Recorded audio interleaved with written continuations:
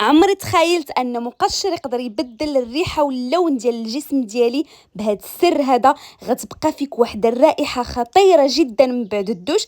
تبعي معايا الفيديو حتى الاخير باش تشوفي المكونات بالتفصيل. السلام عليكم حبيباتي، كي دايرين؟ لاباس عليكم؟ كنتمنى تكونوا بخير وعلى خير ونلقاكم هذا الفيديو في احسن الاحوال. اليوم غادي نشارك معكم واحد المقشر كيخلي فيك واحد الرائحه خطيره جدا بالنسبه للناس اللي ما كتبقاش فيهم ديك الرائحه يعني ديال جيل دوش او لا الرائحه مورا الدوش. فتبعوا معايا، هذا المقشر خطير جدا ومكوناته بسيطه. اول مكون غادي نحتاجوه وهو الصابونه ديال دوف او لا اي صابون نتوما كتفضلوه، يعني فيه رائحه زوينه. دوف كيرطب، كذلك كيبيض لينا، كيفتح لينا البشره ديالنا. غناخذ واحد الكميه وغادي نبشرها اولا غادي نحكها. نتوما على حسب الكميه اللي بغيتو ديروا، فتقدروا ديروا كميه اكثر وتحتفظوا به.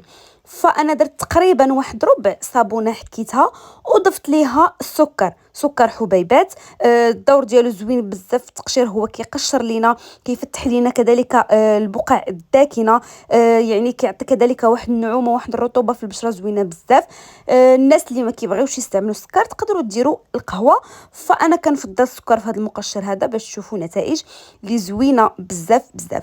وغادي نضيف ايضا المكون الرئيسي في هذه الوصفه هذه وهو جوز الهند مبشور او لا الكوك اللي كنستعملوا في الحلويات.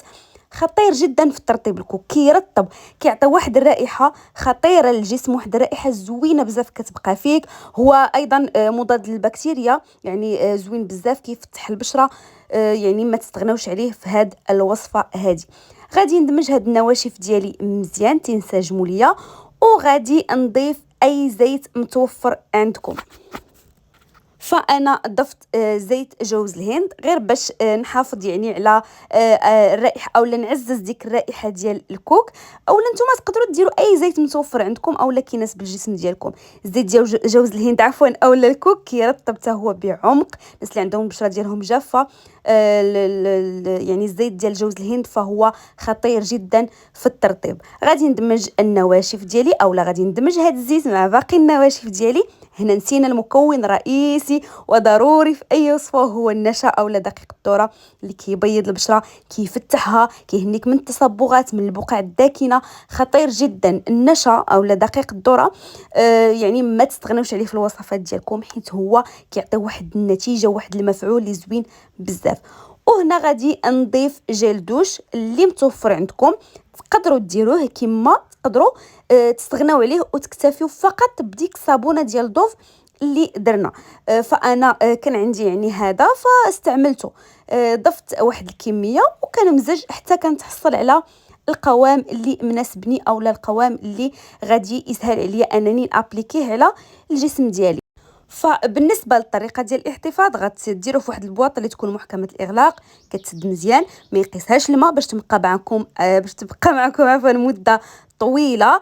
تقدروا ديروا كميه كبيره وتحتفظوا بها كما قلت لكم، ما كيوقع عليها حتى شي حاجه، غير ما يقيسهاش الماء وغتبقى معكم مده طويله.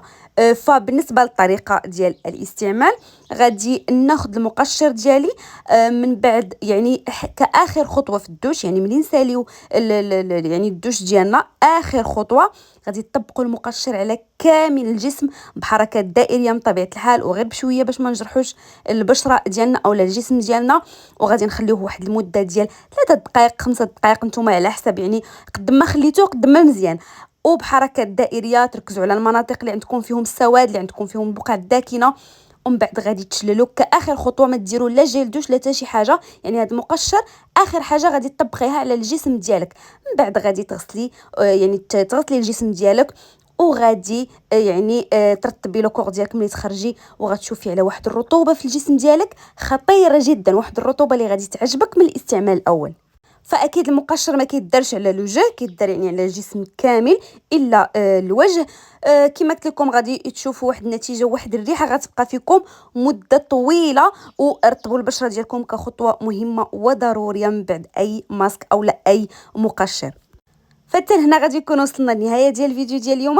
كنتمنى يعجبكم وتجربوه وتشاركوني التجارب في التعليقات. تهلاو ليا فراسكم والسلام عليكم.